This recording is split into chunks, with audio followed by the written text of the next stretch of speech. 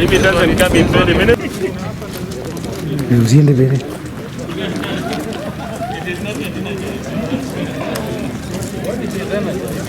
Last time we are not allowed to go through here.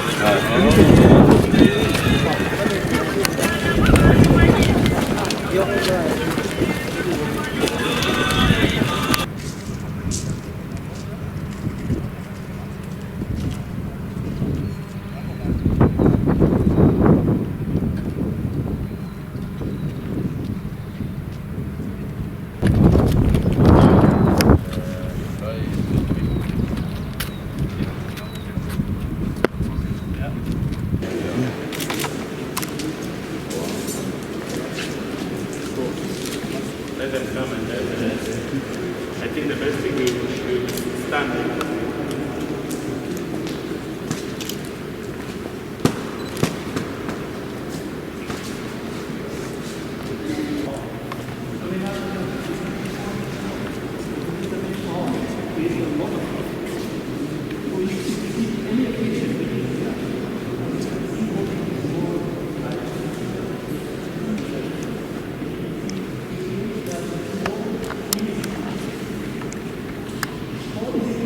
Nobody can come in. If really sabotage of water, anybody opens any door, the whole station will trip immediately. Because it stops completely. If you enter here, you will not survive very long.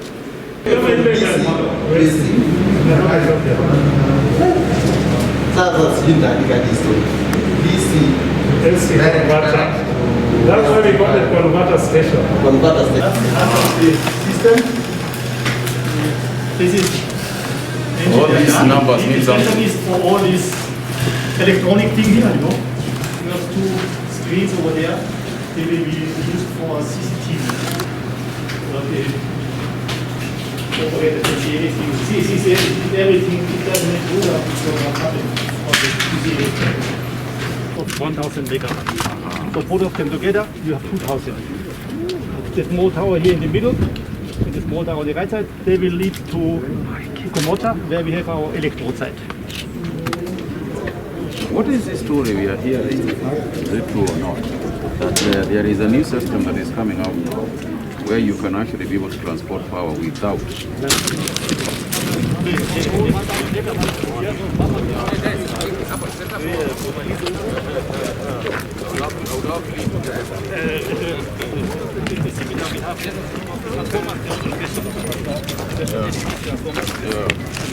So I imagine you're going to have a very big one.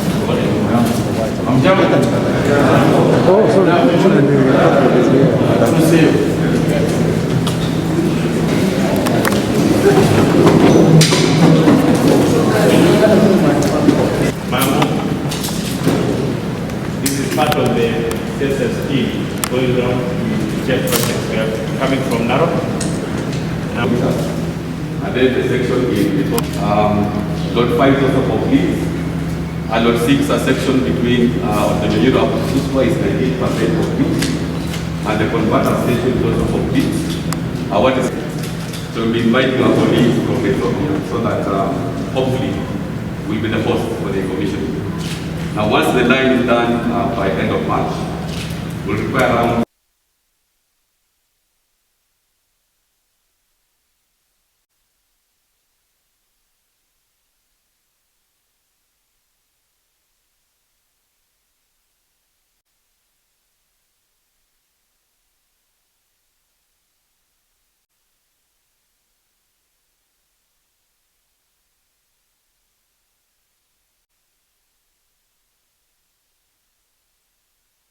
kuliko hii hapa.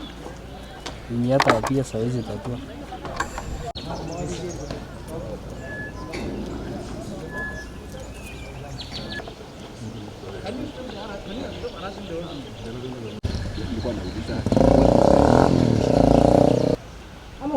Tunaweza avoid hata kuuliza hawa wanajua na tuende Kabarnet na tuulize Wananchi.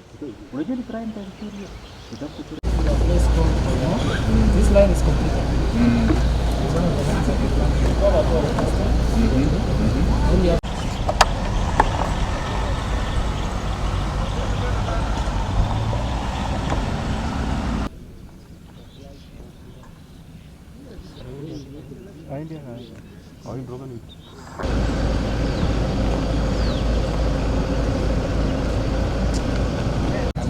To transfer this block it and have the people access from the normal that is sorted out. Now we have an access road which is almost the local community.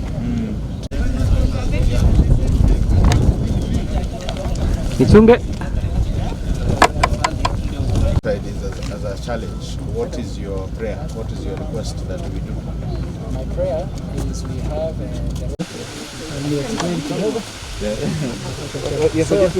Chairman. The project is at 95% complete, and actually a test has been done for us to see how that water will flow, with the main objective of distribution of water to more than 300,000 citizens, and focusing on almost 5 towns. The water is going to be distributed to Mogotio. Some of it is going to Nakuru. Of course, some of it is supplying the ravine area. What we're saying is that with the 300,000 Kenyans having access to water, that is really a great achievement this government has made. And we have confirmed, or it has been confirmed to us, that the 7% that is remaining, we have been given a deadline of 30th or end of March, whereby this project now will already have been completed. There has been some little delay, the delay having been occasioned by the fact that we were not able to receive some of the supplies that is required due to the challenges of COVID. And this has already so far been unlocked, and the distribution of supplies, we are going to receive them so that the project is going to proceed. The third phase of this particular project is also going to be what we normally call the last mile connectivity, which basically will be the distribution of water to households, and that is also a process that is actually currently ongoing. And looking at the map that has been drawn there, we've actually seen how diverse. Measuring the distance, we were informed that actually if you look at that level of piping, it's going to do 257 kilometers of water distribution, and that is really something really great, in the sense that we are distributing water across various areas. These are some of the challenges. Are actually we had a few issues to sort out with the KFS on the access to this site. And then we have issues of way leaves with the people. Of course, we have to compensate people once we take their land. We had a few issues with the clearance of some basic things like the master lists in government. So those were the challenges that we had. But we have not departed too much on the completion dates that we had given for Chemususu. Then the COVID came and hit us very hard. The contractor had actually to get out of sight because of the COVID challenges, and this was across all the projects that we had. And then later now we cannot get the fittings, because even the manufacturers of the fittings, the main manufacturers, and they rely on importing, have also had some little challenges getting those fittings here. But like you have said, we have heard that is now water at the bridge. We have committed ourselves as a ministry and the contractor to finalize these works by the end of March, so that in the month of April, we can be able to now commission this project. This is one of the projects that have been flagged out by the Presidential Delivery Unit, who are actually here with us, as a project that can be commissioned anytime, immediately after the month of March. And we have 44 of similar projects across the country that we are trying to finish off so that they can be commissioned in the shortest by June this year. That we have in this project that is an extraordinary feat of engineering expertise and skill. From the perspective of the Ministry of Foreign Affairs, this is what tells us that Kenya is a regional hub, a place where the region connects, and it connects here in the area of energy. We also connect in the area of regional politics. I want to thank everyone who worked on this project for showing us all what it means to be able to draw others in, not only for the benefit of our country, but for the benefit of the region. And we applaud the partnerships that you entered into, and the fruits of your labor are clear for all. All of us who have worked on this project. This will put us in the map, not only in Africa, but in the world. This is the second regional interconnect. We have the one connecting Olkaria, Lesos all the way to Uganda, which is a small one, 132.